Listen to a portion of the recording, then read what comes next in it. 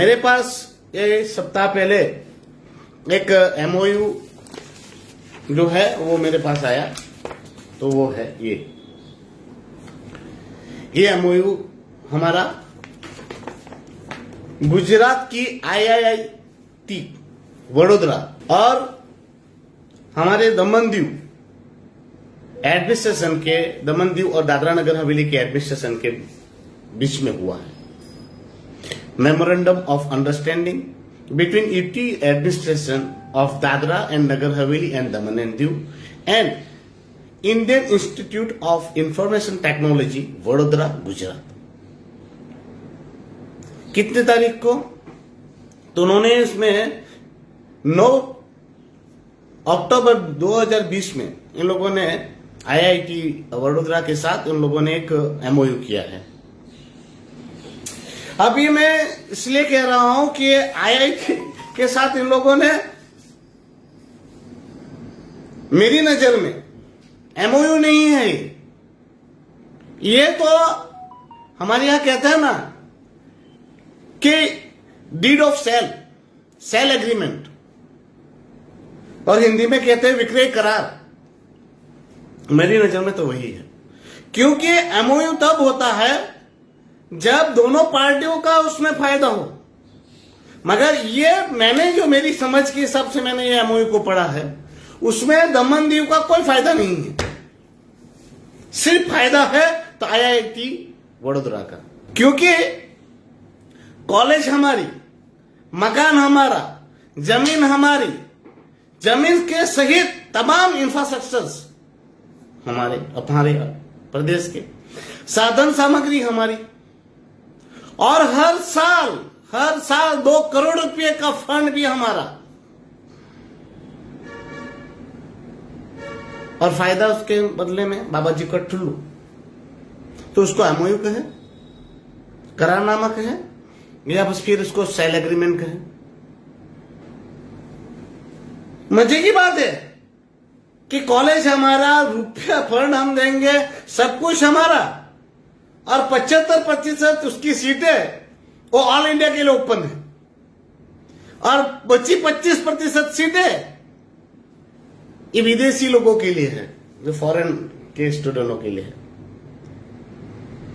तो दमन दीव को ये एग्रीमेंट को क्या कहे? एमओयू कहे या फिर सेल एग्रीमेंट कहे? सिर्फ और सिर्फ हमारा सारा प्रॉपर्टीज और सब कुछ आईआईटी वडोदरा को वो तो दाद में तो दे ही रहे, साथ में और पैसे भी। और हम कहें ना कि एक पड़ोसी है जिसको बेचारे को एक बाहर का आदमी आया है, पड़ोसी है, उसको घर चाहिए। मैंने मेरा घर बंगलो बोला कि मैंने बंगलो बनाया है, वो पड़ोसी को बंगलो भी दे दिया और बंगलो में रहने के लिए सब इक्विपमेंट भी दे दिए और घर चलाने के लिए पैसे भी दे दिए, और साथ में वो घर में रखने के लिए पूरे भारत से लोगों को लाएगा, विदेशों से भी रखेगा मेरे ही घर में, और मेरे बच्चों को नहीं रखेगा। ऐसा मुक्तपूर्ण करार कहो तो मानो, मुक्तपूर्ण ही है ये मेरी नजर से। तो इसको हंसे या रोए मुझे समझ में नहीं आता। ये पढ़ने के बाद मुझे हंसू या रो, हंसी इसलिए आ रही है कि ऐसा करार कैसे किया जा सकता है। रो इसलिए रहा हूं कि दमन दीव की हित की रक्षा के लिए कोई बोलने वाला भी नहीं है, और एक करार किया किसने, वो सबसे बड़ी बात, एक आईएएस, सीनियर मोस्ट आईएएस। अगर आज प्रशासक के एडवाइजर अनिल कुमार जी के बाद कोई अगर सीनियर मोस्ट आईएएस है तो हमारे एजुकेशन सेक्रेटरी मुथम्मा मैडम, और ये उनके द्वारा ही करार किया गया। पर उसकी बेचारे की क्या अपने तो ऊपर से काका का आदेश आया होगा, काका का वडोदरा का गुजरात का है तो काका ने बोल दिया होगा। पर मुझे हैरानी इस बात की होती है कि आईएएस लोगों के पास खुद का दिमाग है कि नहीं है, ये कैसा करार कर रहे हैं। आपको ये पढ़ के दिखाता हूं मैं। इसमें आप पहला ही पॉइंट आप देखोगे, उनके ऑब्जेक्टिव, पहला ही ऑब्जेक्टिव जो है उसमें पहले साफ साफ लिखा है, increase the student capacity to meet the growing demands for the industry leader for domestic and international market. उनको पहले ही उसमें आप देखो तो उनको पहले ही पॉइंट में उन्होंने लिखा है कि उनको ये विद्यार्थी बढ़ाने की जरूरत थी, तो ऐसी एक स्पेस की जरूरत थी जो हम दमन दीव और दादरा नगर हवेली के लोगों ने दी थी। अब जरूरत किसको थी? वडोदरा की आईआईटी को। तो उनको हमारी शर्त के साथ हमें एमओयू करना चाहिए या उनकी शर्त पे हमें चलना चाहिए? फिर हंसने वाले सब उन्होंने जो किए हैं वो सब हंसने वाले ही है। अरे उसमें एक भी चीज ऐसी नहीं है जो हमारे दमनदीव के हित में हो, ऐसा मुझे लगता हो। प्रथम आप देखो तो the UT administration will provide all capital infrastructures to the institute, यानी हमारे जितने भी कैपिटल्स इंफ्रास्ट्रक्चर्स है वो दमन एडमिनिस्ट्रेशन को उन आईआईटी को देना है। साथ में repair and maintenance of permanent civil infrastructures will be the responsibility of our UTs. मतलब कि अपना યુટી ની જવાબદારી રહેશે અને રિપેરની મેન્ટેનન્સની જે બી પરમાનન્ટ સિવિલ નું હોય છે એ બધું તેની જવાબદારી કોની? દમણ પ્રશાસનની। એટલે જમીન મકાન હાથે આ બધું કેપિટલ ઇન્ફ્રાસ્ટ્રક્ચર્સ બી આપણે આપવાનો, મેન્ટેન અને રિપેર બધું આપણી જવાબદારી, આપણા યુટીની। ત્રીજો પોઈન્ટ પાછો આપણામાં વાંચીએ, UT administration of ડીએનએચ and DD will provide seed money of 2 crores per year for first 5 years to IITV Vadodara को। हर साल total 10 crores will be paid by UT administration। हर साल 2 करोड़ रुपए हमारे यूटी प्रशासन आईआईटी वडोदरा को देगा। 10 करोड़ रुपए प्रथम 5 सालों में 2-2 करोड़ रुपए हर साल देगा। और एक पॉइंट ऐसा भी लिखा है, आईआईटी को फंड पूरा ना होता हो, सफिशिएंट फंड ना लगे और उसकी जरूरत जितनी है वो संतोष ना हो, तो वो पूरा करने की जवाबदेही भी, ऐसा इसमें मैंने जो पढ़ा उसमें लगता है ऐसा लिखा है कि वो भी जवाबदेही हमारे प्रशासन की रहेगी। एक और मजे की बात है जो इसमें लिखा है, ये सब तामझाम करने के बाद वडोदरा कॉलेज दीव हब में, यानी कहां चालू होगी? दीव हब में। हमारे दीव में जो इंफ्रास्ट्रक्चर बनाया हब, एजुकेशन हब, वहां पर ये कॉलेज चालू होगी। और वहां पर ये सारा तामझाम करने के बाद आईआईटी वडोदरा को लगा कि भाई यहां पर कॉलेज हम लोग बराबर सही रूप से चला नहीं सकते, एडमिनिस्ट्रेशन स्मूथली नहीं हो रहा है, तो ये कॉलेज को वो कहीं पर भी ट्रांसफर कर सकते हैं। ट्रांसफर करेंगे तो उसकी पूरा एक्सपेंसेस खर्चा हमारे यूटी एडमिनिस्ट्रेशन को शिफ्ट करने का देना है। बोलो,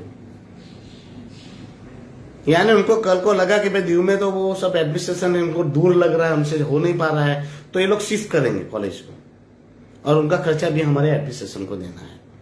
कॉलेज हमारी, इंफ्रास्ट्रक्चर हमारा, जमीन हमारी, रिपेयर हम कराए, मेंटेनेंस हम कराए, सब कुछ कराने के बाद पैसे भी दे, हमें क्या मिल रहा है? 75% सीटें तो ये ऑल इंडिया के लिए है और 25% सीटें वो विदेशी लोगों के लिए है, बच्चों के लिए है। तो दमन दीव और दादरा नगर हवेली को क्या मिल रहा है? ऐसा बेवकूफी भरा एमओयू कैसे किया जा सकता है? ये करार क्यों किया गया? किसके फायदे के लिए किया गया? गुजरात की वडोदरा की कॉलेज वो आईआईटी के लिए? क्या ये बात सांसद लालू भाई को नहीं पता होगी? क्या ये बात दीपेश टंडन को नहीं पता होगी? हाँ, मैं सोचू ये पढ़कर कि बात 20 की है, अक्टूबर 2020 में हुआ है, तो अब तक ये प्रशासक ने आभार क्यों नहीं बनवाया? क्योंकि मेडिकल कॉलेज चालू हुई थी तो 3-4 बार आभार मानने गए लोग, मोदी जी का आभार मानने गए, सांसद लालू भाई और साथ में भाजपा वाले, अरे विपक्ष के नेता, सरपंच, जिला पंचायत, नगर पालिका अध्यक्ष, अरे विविध होटलों के एसोसिएशन, इंडस्ट्रीज एसोसिएशन, ऐसे एसोसिएशनों ने आभार माना मोदी जी का। तो ये आईआईटी के मैं क्यों नहीं आभार माना? अब मुझे ये सवाल है, क्यों नहीं मैं आभार माना? जाओ मान के आओ। जैसे मेडिकल कॉलेज चालू हुआ था, आभार मानने की लाइन लगी थी पेपरों में, होर्डिंग, एडवर्टाइजमेंट दो, होर्डिंग दो, हर रोज बुके दो। आभार मानो ना भाई। हाँ बहुत अच्छा किया, आईआईटी से आपने सौदा कर लिया, आपने एमओयू करके कॉलेज चालू कर दिया।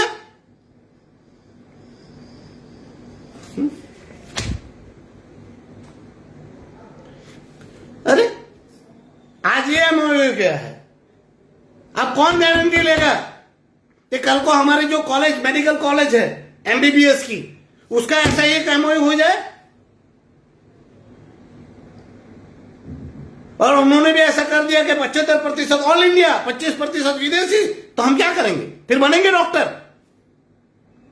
कॉलेज हमारी, इंफ्रास्ट्रक्चर हमारा, और पढ़ेंगे सब आकर, और हमारे लिए कोई रिजर्वेशन नहीं। अरे मूर्खतापूर्ण कैसे हो? 50% सीट तो हमें लेनी चाहिए दमन दीव और दादरा नगर हवेली को। चलो भाई 50% सीट दमन दीव और दादरा नगर हवेली की, 25% सीट अगर हो तो चलो ऑल इंडिया के लिए, 25% सीट हो तो चलो विदेशी के लिए हम माने भी, पर पूरे 100% में कहीं भी दमन दीव और दादरा नगर हवेली का रिजर्वेशन नहीं। तो फिर भाई ये कॉलेज चालू कर रहे हैं, मतलब क्या है? हमारे इंफ्रास्ट्रक्चर को उनको देने की जरूरत क्या है?